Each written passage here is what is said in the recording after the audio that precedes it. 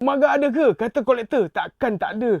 Umaga. Bro, sebagai kolektor wrestling, Umaga wajib ada. Jom kita review. Come on lah bro. Ni dia. Mestilah ada kan. Mesti wajib ada Umaga ni kan. Dalam simpanan kalau korang peminat wrestling Dan kalau korang memang kolektor mainan wrestling, salah satunya korang wajib ada ni.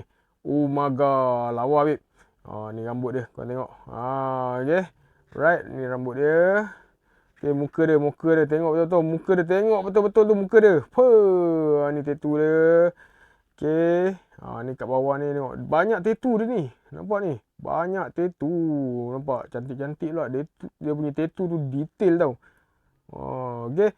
So, dia punya ni boleh buka Ni brand Mattel. Tu nampak tu. Umaga. Oh my god. Ni. Muka dia. Cun. Okay, kalau korang nak tengok figure-figure yang lain yang dekat belakang tu, korang boleh drop korang punya request di ruangan komen, okay?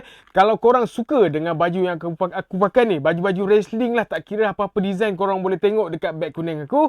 Support sikit, ni John Cena last time, the last time is now. Ni nampak ni. Okay, cantik baju ni. Okay, dapatkan dekat beg kuning sekarang. Jangan lupa like, follow, share. Saya Brock Toy.